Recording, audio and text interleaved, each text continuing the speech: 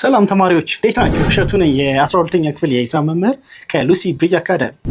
Okay, today we are going to see the application part of integration. Okay, as you remember in the previous period, in the previous video, we have seen how to find the areas of the areas which is bounded by function f and x is equal to a and x is equal to b in the x-axis.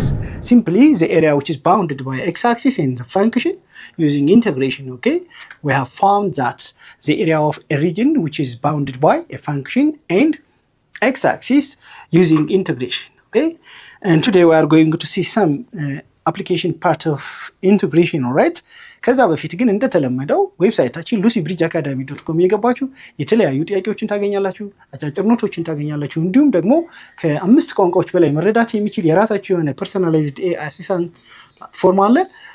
እሱን መጠቀም ይኖርባችኋል ማለት ነው። ስለዚህ ዌብሳይታችንን ሰብስክራይብ ያደርጋችሁ ጆይን ማድረጋችሁን አትርሱ። Good. Now, introduction to calculus, which is application.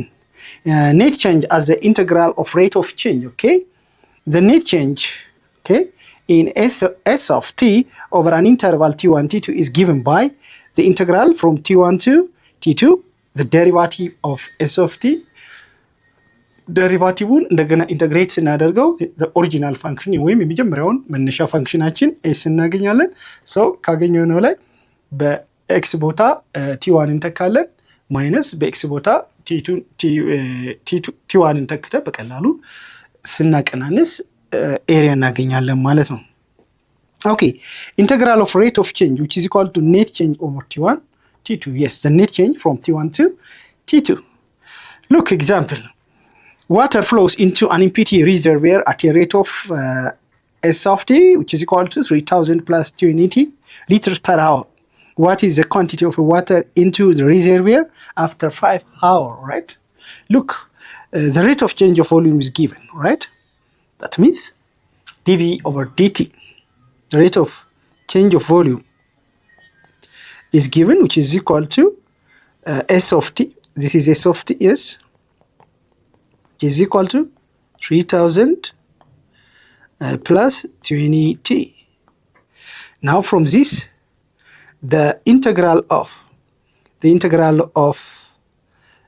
this one, the integral of dv over dt, yes, gives us what?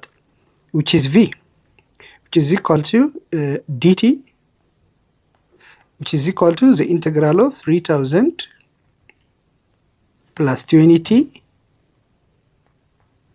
dt, where t starts from 0 to 5.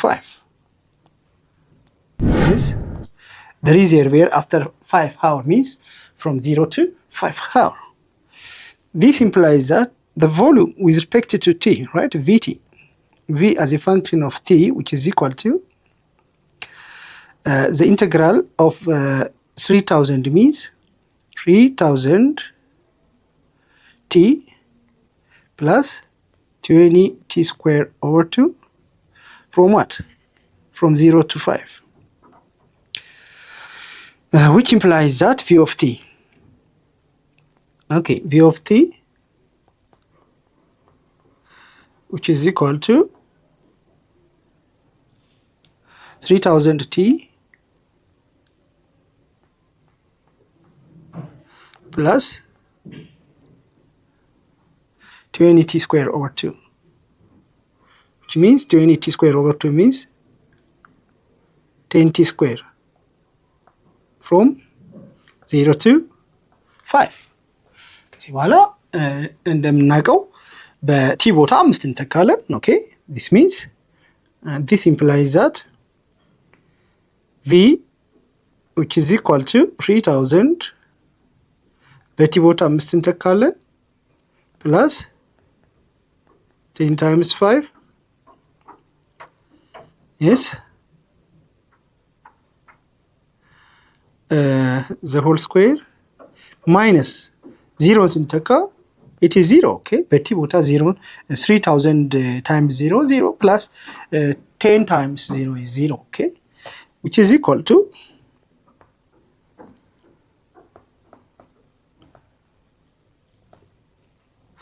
is 15,000 plus 5 square is 25. 25 times 10, 250, which is equal to 0, 5, 2, 1, 5. Okay, which means 15,250 liter. All right. So this is the answer. Okay. እሺ ተማሪዎች የዚህን ክፍል ሙሉ ክፍል ማግኘት ከፈለጋችሁ ዌብሳይታችን ላይ ወይም ደግሞ የሞባይል አፕሊኬሽናችሁ ላይ ታገኙታላችሁ።